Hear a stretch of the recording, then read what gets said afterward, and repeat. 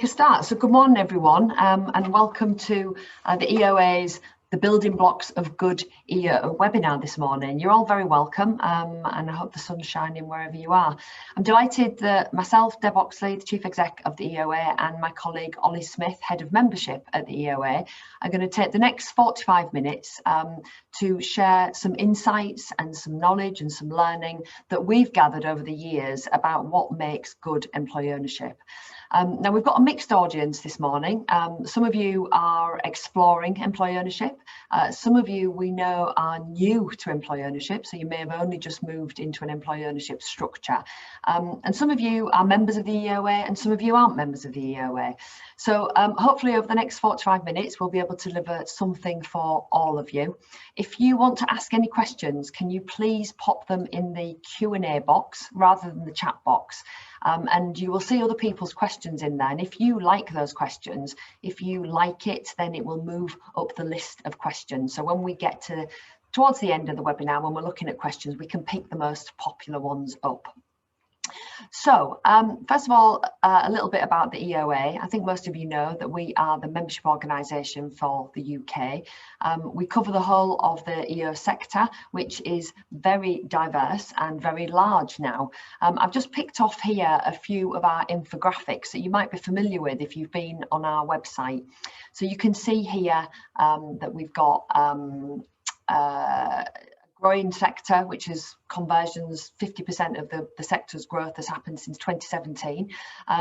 That the productivity of the largest employer-owned businesses continues to grow year on year.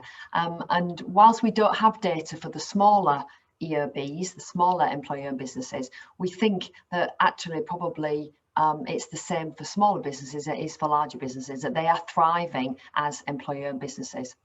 You can also see the sector is very diverse. I'm sure many of your businesses will fit into one of those sectors down there. The common denominator for all of them, of course, is that they are people-centred businesses. And that's not surprising, is it, when employee ownership is all about people? And you can see across the country that there are, every part of the mainland UK has got employee ownership in it, but you can see obviously centred around some of those highly densely populated cities, and also in Scotland, where there is a government funded campaign to both raise awareness of employee ownership and to build capacity. So if you've just joined this sector or you're thinking of joining it, you're joining a very healthy growing sector with lots of other businesses just like yours. So today's session is about becoming the best employer-owned business you can possibly be. I love this image. It was shown to me many years ago when I joined the EOA, and I just think it perfectly sums it up. So why do businesses become employee-owned? Well, they become employee-owned for all sorts of reasons. Sometimes for succession reasons, where an owner is looking to exit the business. Sometimes because the business is scaling up or growing and the owners and the founders want a way to engage with employees behind that growth strategy. Sometimes because it's a startup, and occasionally if it's a public service body that's actually spinning out of the public sector and creating an independent private business. But regardless of the reason, what all businesses want when they become employee owned is to fully maximise the value of their employee ownership. And to do that, you've got to develop an ownership culture. So going through the process of transitioning structurally is the first step on the journey towards employee ownership, but developing an ownership culture is the thing that really will bring employee ownership to life. And it's where, as it says on this slide, it's where everybody feels like an owner and acts like an owner. But having ownership alone is not enough, because ownership without any influence will not really change how people feel or how they act. And I guess the example I often use is when people hire a car or they rent a house. You know, they've got temporary ownership over it because they're paying for the rent or they're paying for to hire the car, but they've got no influence. So if you rent a property, you can't change the door if you don't like it, and you can't build an extra room if you want some more space, because you've got no influence. So with ownership comes influence, and that's how you really start to change people's behaviours, their view of themselves, their responsibility. So In the context of employee ownership, we would talk about employee-owned businesses seeking to do three things, which is to share information, influence, and reward. And it requires quite a different structure to the business. So we're going to walk you through now what we think are those three different building blocks that actually start to deliver that ownership culture and that good EO that we talk about so much here at the EOA. So I'm going to start with governance. So governance, I think all of you know, is a fundamental piece of the employee ownership jigsaw.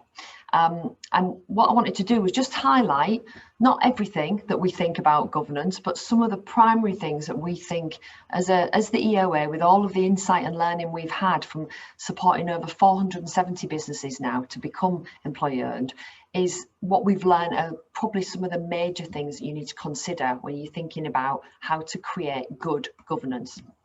So first of all, there's a few words on there that not everybody will be familiar with, so I'm just going to explain those. So an EOT, that's an employee ownership trust, which many of you may already have or you may be exploring, is a form of employee trust which offers indirect ownership via shares in a trust which are held on behalf of the beneficiaries, who are the employees. And it's this collective vehicle which has a controlling interest normally in the company and holds those shares for the long-term benefit of the company's employees. An employee benefit trust, an EBT, is just another form of trust. These are still used where an EOT is not in use, but they're often used as to warehouse and hold shares, which can be used often for minority shareholding for direct trading of shares within a business. So what each of those has is a trust deed, and this is a really important piece of legal communication. It's drawn up and it details the relationship between the trustees and the beneficiaries of the EOT or of the EBT, and the governing rules about how the employee ownership trust or the employee benefit trust will operate in order to satisfy legal requirements. And that's a really important document because that's at the heart of governance of an EO business. And in that trust deed, there is an opportunity for the business to lay out some of its requirements, for the founder owner to lay out some of their wishes even. So it's a really important document, something that is not just about ticking a box, but you can really think about what does that mean to your business and how does that actually start to shape what the future of the business will look like. The next thing is that trust has trustees. Now, in most cases, there will be a couple of trustees who probably are the founder owners who may have joined the trust board, and maybe another director. But importantly, in our view, where you bring ownership to life for the employees, you also have an elected or a nominated employee trustee. Now, many businesses in the first term of office will maybe nominate an employee to sit on that trust. So they'll identify somebody that they think has got the confidence and the skills and the capability and the potential to deliver that role. But over time, they may then decide that they can make that into an elected role where all of the employees in the business have an opportunity to vote for somebody that they would like to represent them on that trust board. And it's a really important position because it really brings life to the ownership culture. It demonstrates to all of the employees that their voice is represented in that trust structure, which is in effect the owner of the business. So the trust owns the shares, so therefore it is in many cases the priority majority owner of the business. But as Ollie reminded me yesterday, electing somebody to that position is not a popularity contest. So it's not about simply choosing somebody in the business that everybody likes. It's got to be the right person who's got the right aptitude, the potential to learn the skills needed to deliver that role. So it's a really important opportunity to get the most suitable person in. And normally they sit on that for a term of office, which could be 2 or 3 years, and then the whole system starts again and another employee is elected or nominated to join the trust board.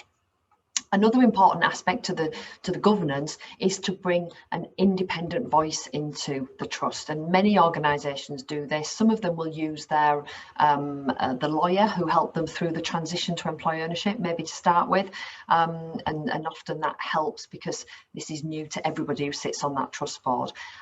But really, the independent trustee is somebody who has no beneficial interest in the trust, other than that they're appointed as a legal representative, and they can provide a really important balance to the organisation, an independent perspective. They can bring new knowledge into the organisation, but they're not a replacement for a non-executive director. So they're not there to help with business development or sales or operations. They're really there as an independent trustee to help guide and support the role of the trustees as they deliver that important governance role.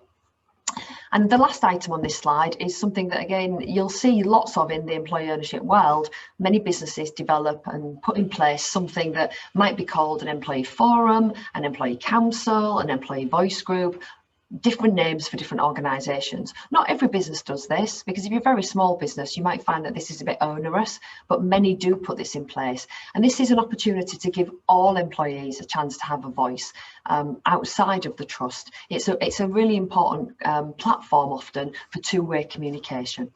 So those are some of our tips and tricks to good governance.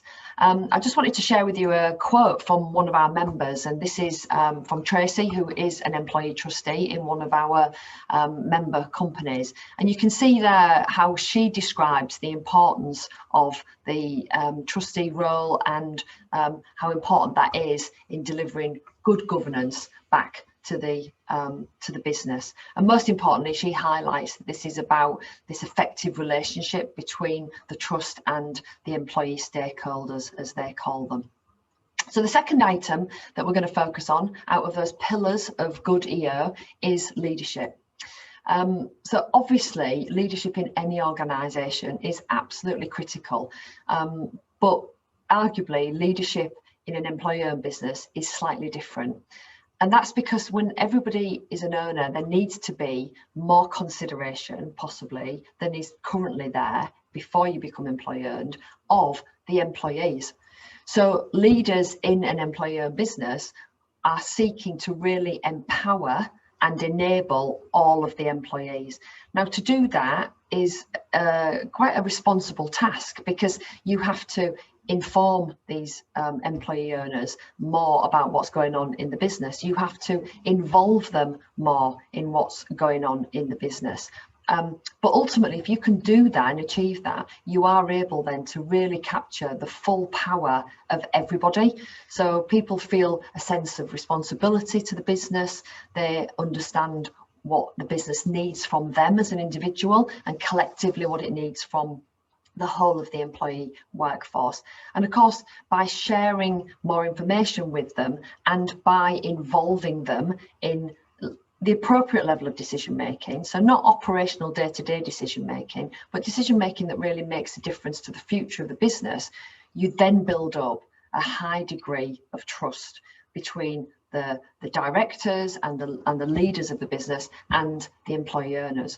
So leadership in an employer business on paper can look structurally very similar to a non-employer business. You have a chief executive or a managing director, you have other directors normally, you have senior managers who are accountable for performance and particular areas of the business, and then you've got a whole swathe of employees who are working together with all of those other people in the best interests of the business. So structurally it can look very similar on paper, but actually operationally it can feel very different, because there is this much more involved, much more informative culture where the leaders really take ownership, not just for directing the strategic and operational aspects of the business, but for really enabling and engaging all employees to be the absolute best that they can be.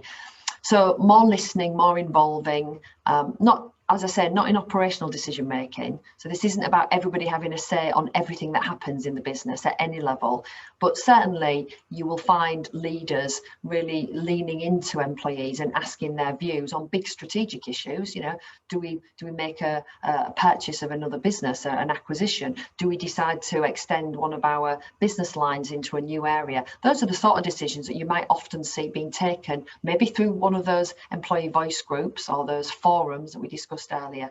But the leadership really need to take a leading role in developing that culture of involvement and engagement. And it builds that trust and respect so that in difficult times, the business can thrive and really survive in the last year that we've been through, but also thrive. And again, I just want to share with you a quote from one of our members, a business called Smile Together, and they talk about the role of leadership is about ensuring that communications flows, but it's not just one person's job. It's not the MD's job or the chief exec's job, it's everybody's job, and it's part of good leadership in an EO business that leadership is so involving and so informing of everybody in the business. And the last pillar that I want to focus on is the one that you might have thought we started on actually, because it's one that lots of people talk about, is communication and employee engagement. And you know, this you'll see if any of you have been to any of our events already, you will see that we spend quite a lot of time talking about this because our members want to talk about it. So the first thing I think is to understand of what the business needs. So, and that's not just about what the business needs, it's also what the employees need. And again, Ollie and I were talking about this session this morning, yesterday, and Ollie reminded me that, you know, he's had lots of members talk about really businesses that are employee owned do a really good job at understanding what motivates employees. So what do employees need to get the best out of them? It might be that, you know, they're interested in more flexible working. It might be that they're interested in what's the social value that the business is delivering. Don't always assume people are interested just by financial reward. But it is very much about linking the purpose and the values of the organisation into that employee ownership culture and developing through that a shared understanding of what the business needs. And it's based on regular, open engagement. And that's about listening to difficult messages and difficult challenges that the employees might bring. So many employee-owned businesses will have open forums where people can just come along and say what they feel about, you know, whatever it is that's causing them concern. Some organisations that are members of ours have newsletters where people can send either anonymous or non-anonymous letters challenging people in the organisation to ask questions. But it's often through those challenges and those difficult conversations that actually new ideas appear. So often the people on the front line are able to say, well, you know, why do we do things like this? Because actually, if we did it a different way, it would be far more efficient. It could be far more productive. And through the communication that brilliant employee-owned businesses do, they can really link in the performance and the individual effort that employee owners put in on a day-to-day basis into the business's performance, and then right back into the personal reward that those people might get. Now, sometimes that can take quite a lot of effort because you have to explain things to people like, what does profit mean, and what is a profit and loss account, what's even a balance sheet. But if the business, go back to that first bullet point, if what the business needs right now is to improve its cash balances because it's got a challenge, then you must explain to employees, what does that actually mean? So if you do explain it to them and you communicate with them and you engage with them, then where you end up with is a greater understanding and more trust in the business, and employees really fully appreciating where they need to place their effort. And I think the best quote that I'm going to show you now is this one that brings all of that to life. And this is another member of ours, which is Union Industries in Leeds. And here, Andrew, who's their chief exec, is just explaining how having great communication and great relationships with their employee owners really made a huge difference at a very important moment for them, which was when they had a fire in their factory but without even asking, all the employee owners came out when they heard about it on social media, and they got the business up and running really quickly, and nobody, including all of the customers, suffered because of that.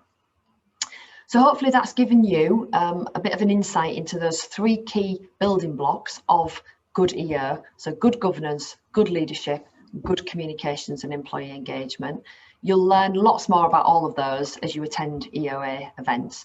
And at that point, I'm going to pass on to Ollie Smith, who's our head of membership, because he's going to talk to you more about how we can help your business unlock those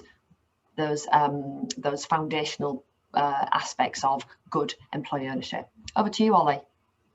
Thanks, Deb. So, as Deb just mentioned, she's explained about those building blocks and what need to be considered around good employee ownership.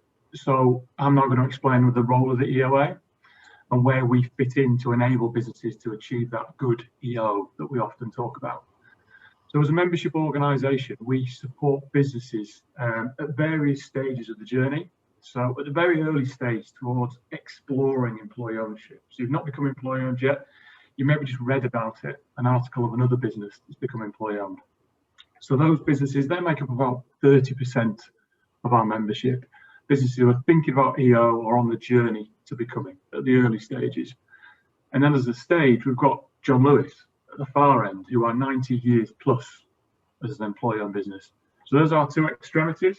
And in the middle of that sits a host of organisations from various sectors of varying size, who are all thinking about or being employee owned and wanting to know how they make the most of that. So typically a member of ours is around 50 employees and looking at, as I say, how they make the most of becoming employee owned, but also then how they make the most of being employee owned.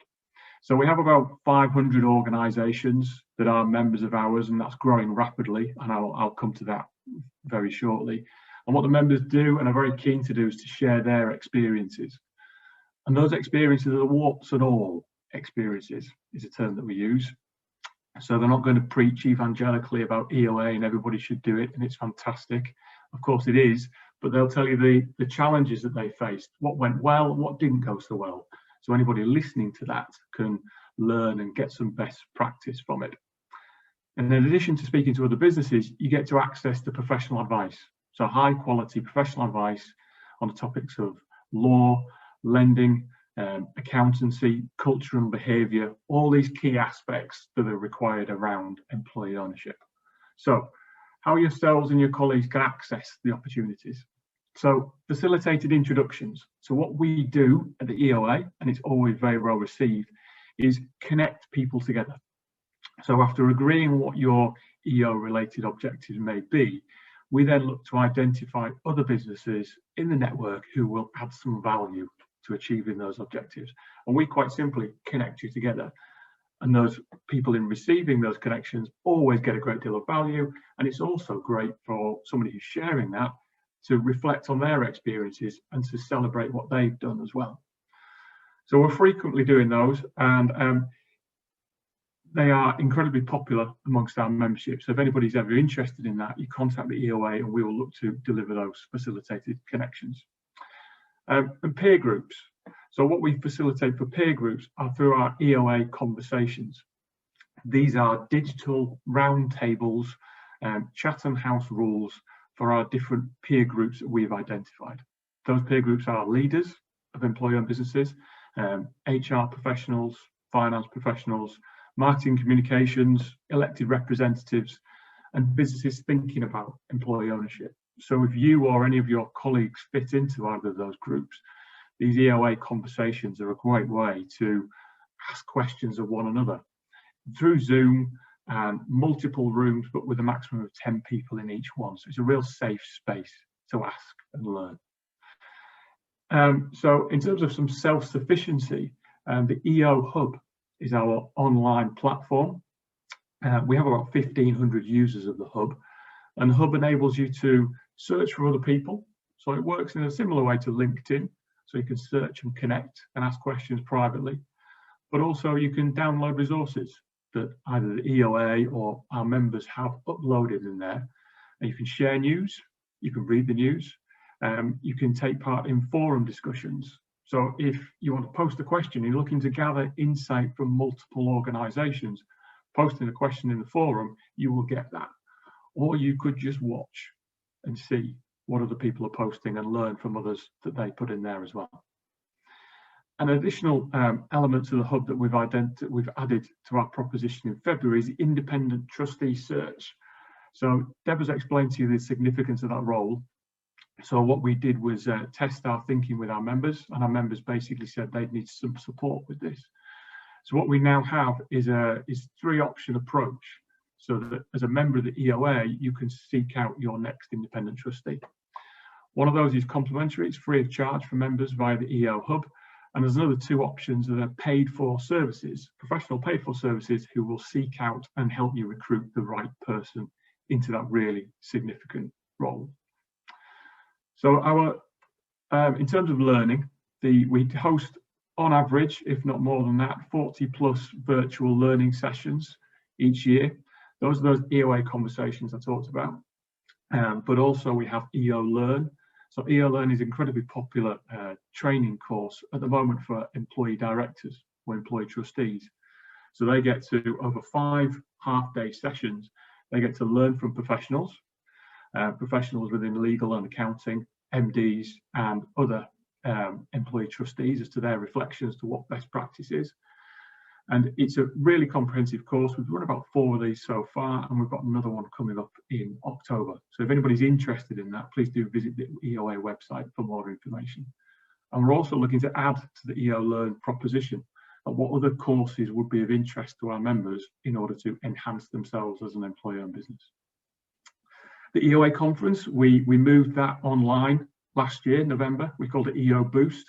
That was 3 days of learning for the sector to understand the key elements of employee ownership. So we talked about governance, we talked about engagement, we talked about leadership, but also the fundamentals that are required. How do you administer an employee-owned business? How do you set up a partner council or an employee council?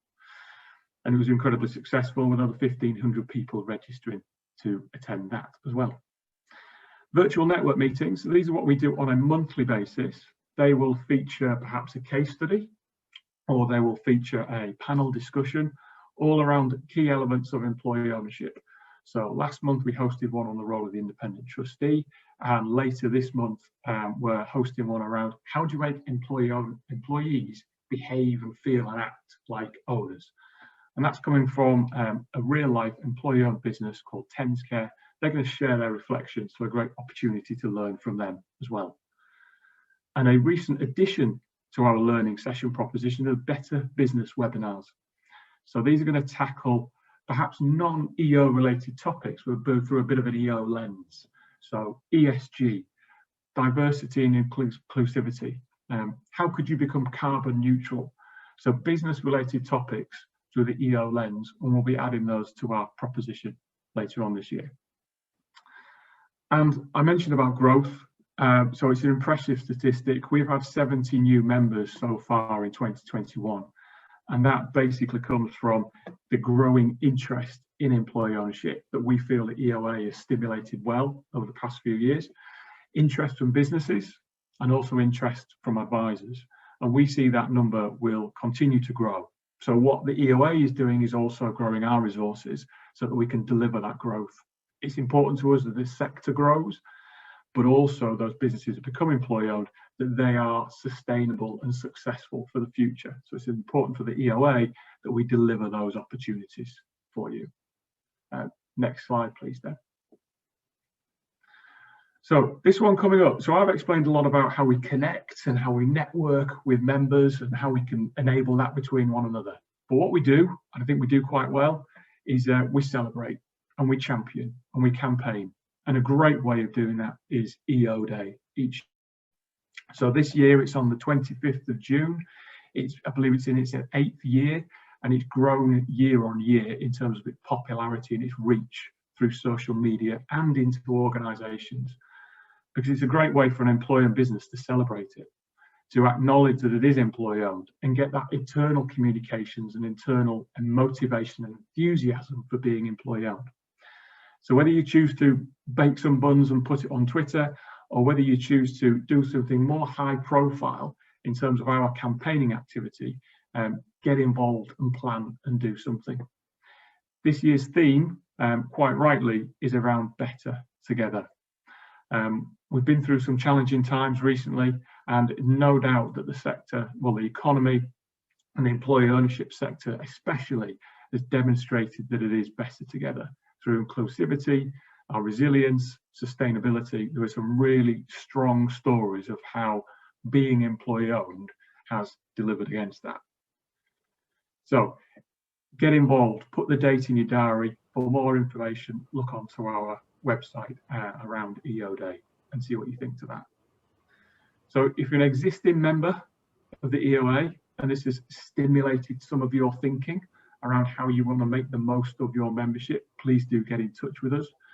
And if you're not yet a member of the EOA, we'll be sending you more information about how best practice can come about and how the EOA can support you to do that. Thank you. Thanks, Ollie. I hope you all found that really helpful and interesting. So what we're going to do now is take some questions. Now I can see there are already a number of questions that have been submitted, so I'm just going to quickly flick through some of them which we can answer straight away.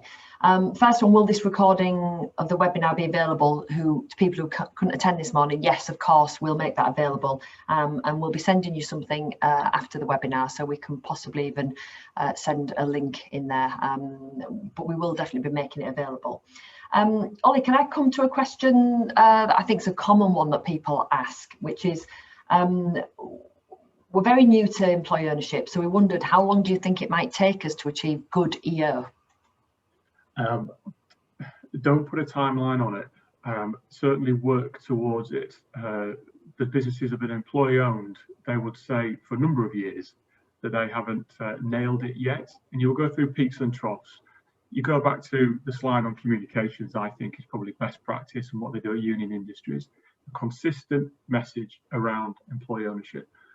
Find a reason to accelerate it, acknowledge it, and an employee-owned culture is more likely by doing that. Don't put a timescale on it, just work at it, and don't think as soon as a business becomes employee-owned on day one that everything's going to change and everybody's going to feel and act like owners.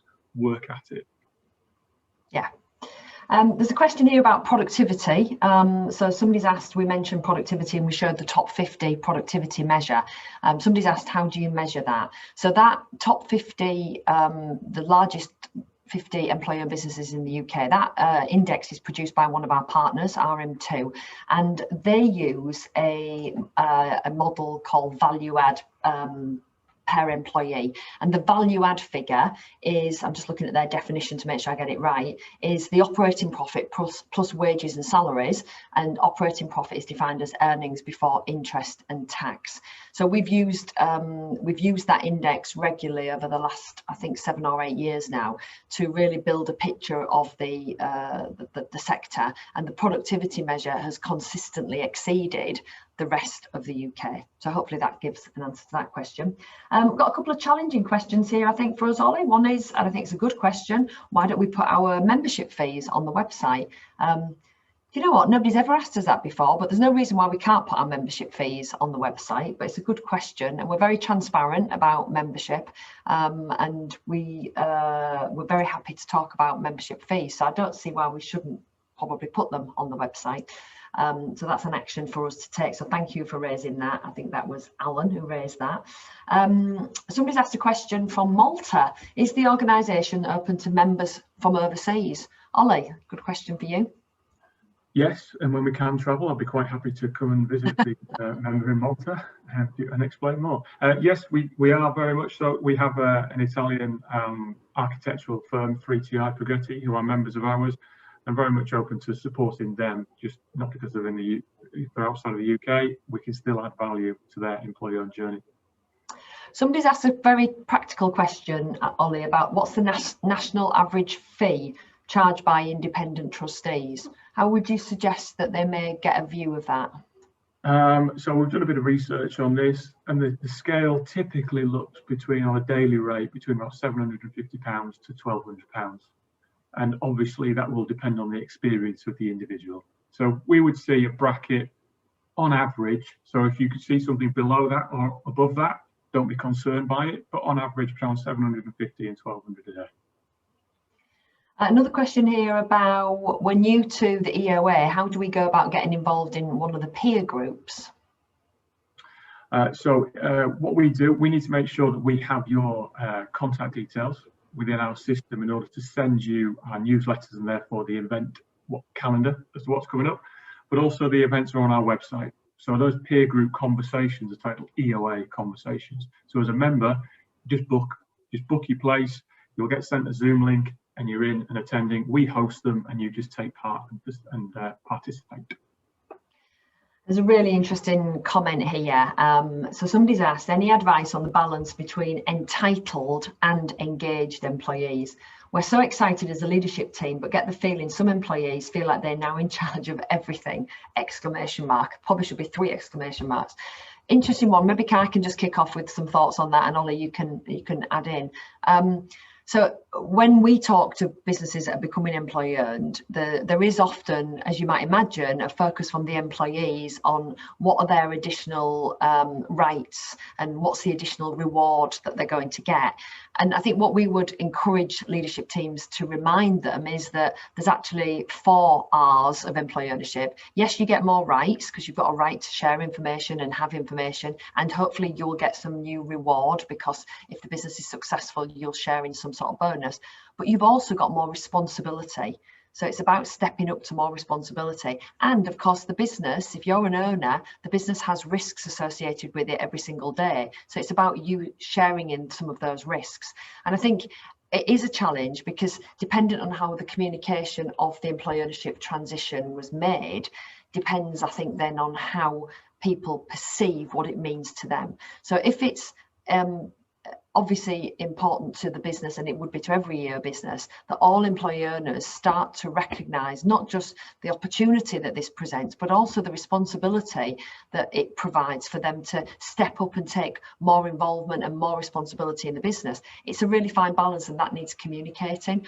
And also I think that point about employees not believing that just because the business is now employee owned, it's employee controlled, and that's quite different. So, you know, these businesses thrive because they are privately owned businesses.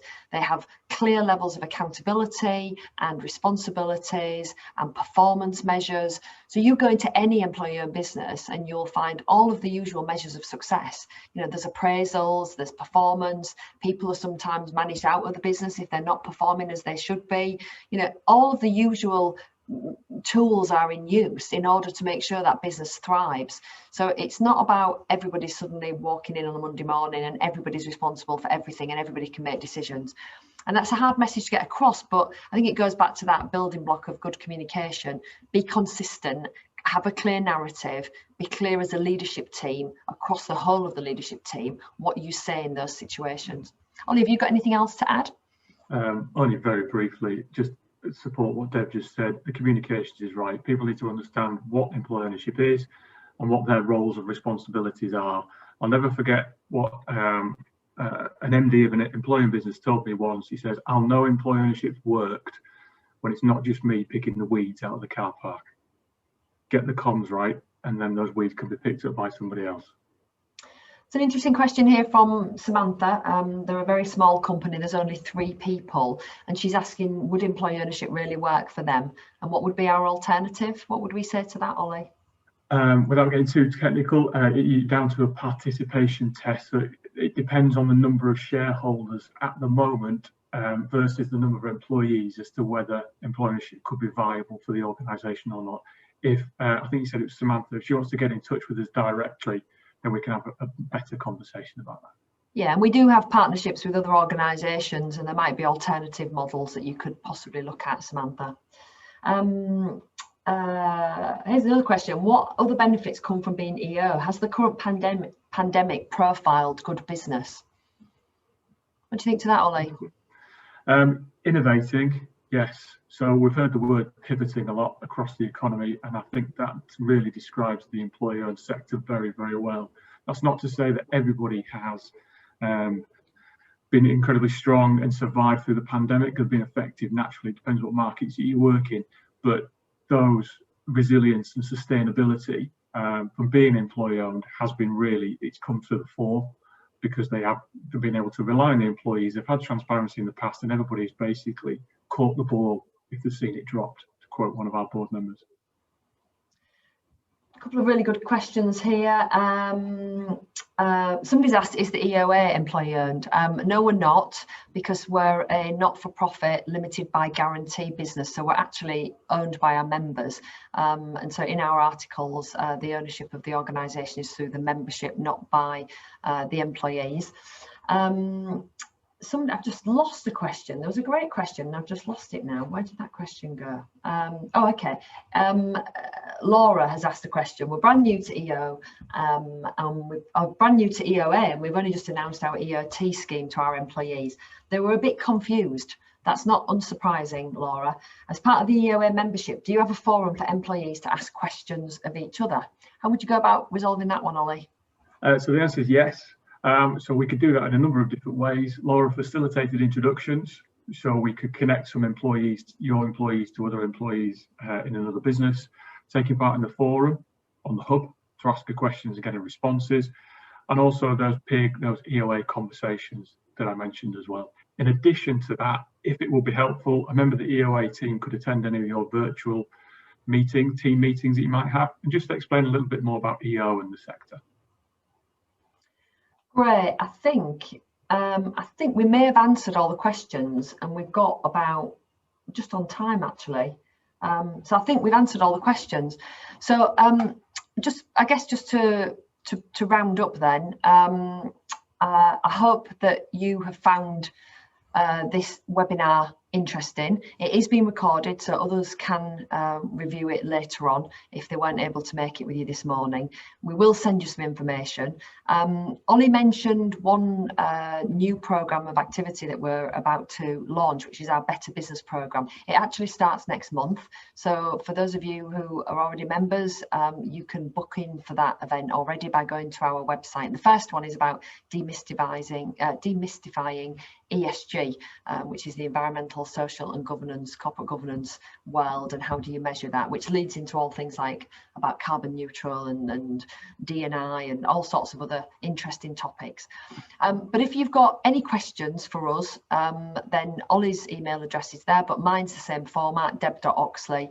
Go to the website, obviously. I hope you found it really helpful, and that you are now really clear about what those good foundations of good EO are, the building blocks of good EO, and that the EOA is here to really help you bring that ownership culture to life. So have a good day, have a good rest of the week, and we'll hope to see you soon at one of our future EOA events. Thank you for joining us.